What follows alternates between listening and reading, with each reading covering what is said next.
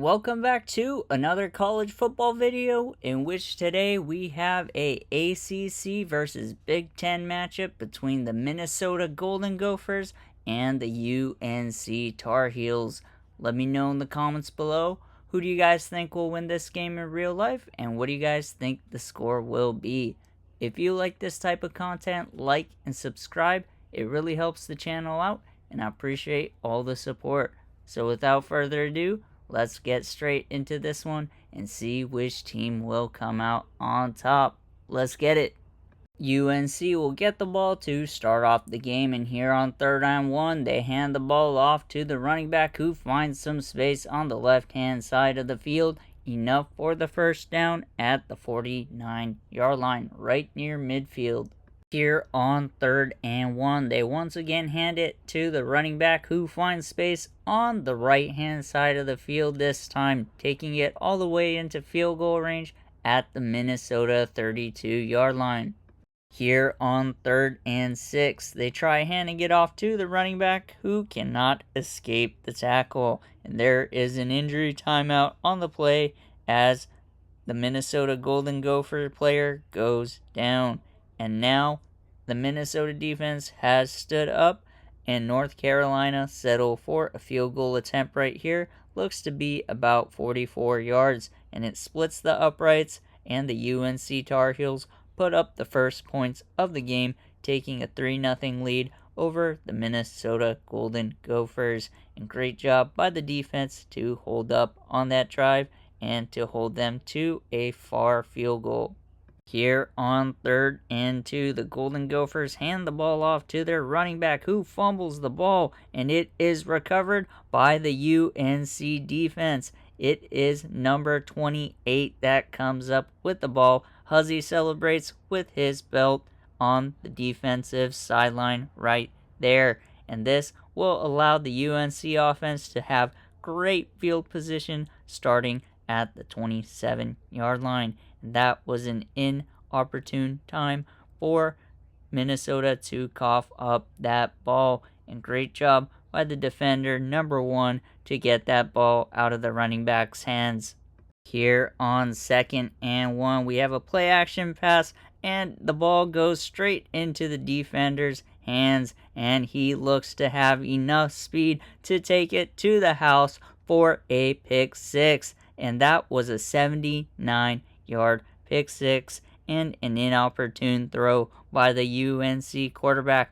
Great job by number 5 Wally to come up with the pick and then take it to the house. And just like that, a whole story of turnovers on both sides of the ball, and Minnesota will take a 7-3 lead over the UNC Tar Heels here in the second quarter, and Wally turned up his burners to take it to the house. Great job by Minnesota on defense on that play as the whole sideline and stadium erupts.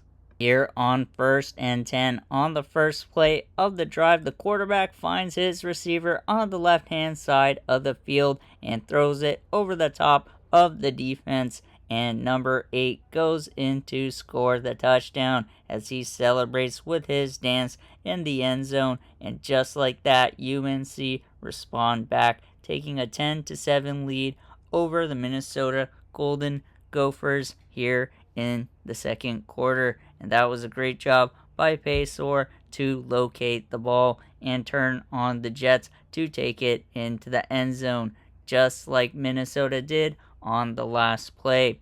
Here on 3rd and 3, the Minnesota quarterback sits in the pocket and has time in it as he works the middle of the field and completes it in tight coverage to get the first down. And Minnesota will take their first timeout of the half, now located at the 46-yard line.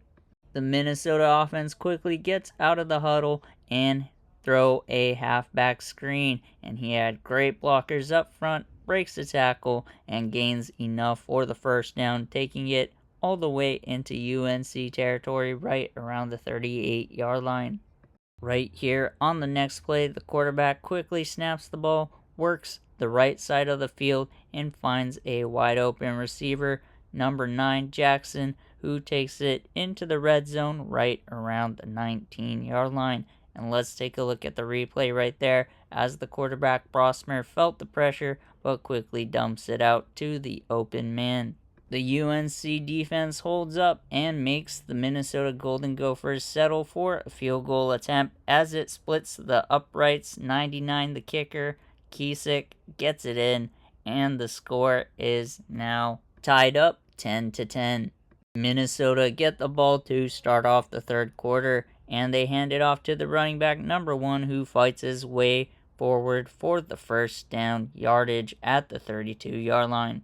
Here on 1st and 10 on the next play right after, they have a ditch, pass, touch, sweep, and they get it forward to midfield at the 50-yard line. And that was a great play as the crowd erupts in favor of that play and that result. Here on 3rd and 1, the Gophers offense hand it off to the running back, who forces his way out to the left-hand side of the field and gets the first down. Here on 2nd and 8, we have a play action pass, and the quarterback is quickly swarmed up by the right edge, number 10 Evans, and this will push the Gophers back to 3rd and 15. And let's take a look at the replay right here to see how Desmond Evans swam through the tackle and went straight to the quarterback. Here on 3rd and 15, the quarterback drops back to pass and cannot escape the pocket as the edge defender, number 7, comes up with that tackle, and that is back-to-back sacks by the North Carolina defense. And let's take a look right here to see how Kyman Rucker broke through the tackle and got straight to the quarterback. Here on 1st and 10, the first play of this drive, they hand it off to the running back, who finds some space on the right-hand side, breaks his tackle, and takes it all the way up to the 40-yard line. Great job by the running back on the play as the sideline cheers on, and looking at how much space he had, the defense was nowhere to be found as he breaks the defender's ankles and takes it for a nice gain on that play. And that quiets down the stadium right there, as the stadium pulse meter only has a few bars. Here on 3rd and 2, they want to keep the drive alive and hand it to the running back, who gains a nice yardage on the play for the first down. It is now 3rd and 5 for UNC. The quarterback has time in the pocket, surveys the field, and finds an open receiver on the right-hand side of the field as he takes it into the red zone right around the 15-yard line with just 1:22 remaining here in the fourth quarter. And let's take a look at the replay right there as the receiver had more speed against the defender and found the open space. The Minnesota defense holds, and UNC set up for a field goal attempt, and it hits the right upright and does not go through.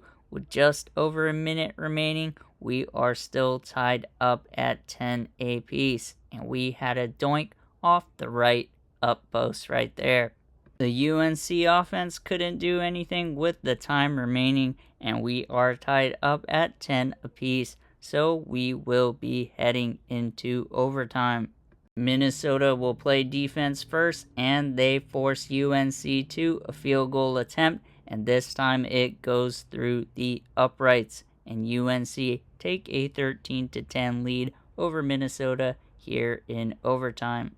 UNC's defense holds up on this drive, and they are forced to settle for a field goal attempt. Looks to be about a 37-yard field goal attempt, and it splits in the uprights, and we are going to a second overtime, tied up at 13 apiece.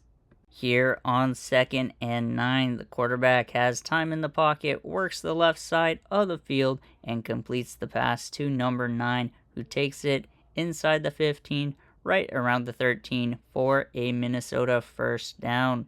And let's take a look at the replay right there as he surveys the skills and gets to his read on the left-hand side of the field. Here on 2nd and 3, the quarterback fires it into the end zone for a touchdown, and Minnesota take a 22-13 lead over the Tar Heels with their offense set to go.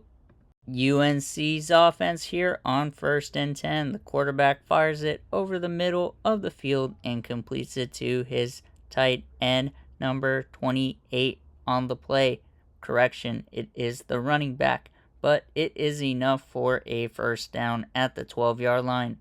And here on 1st and 10, the quarterback has time in the pocket, works the middle of the field, and the receiver gets into the end zone as it is completed to number 5, Jones. And UNC now must get a 2-point conversion to keep the game going.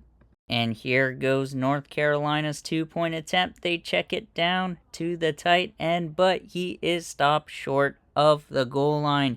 And the Minnesota Golden Gophers are going to defeat the UNC Tar Heels 21-19 in double overtime.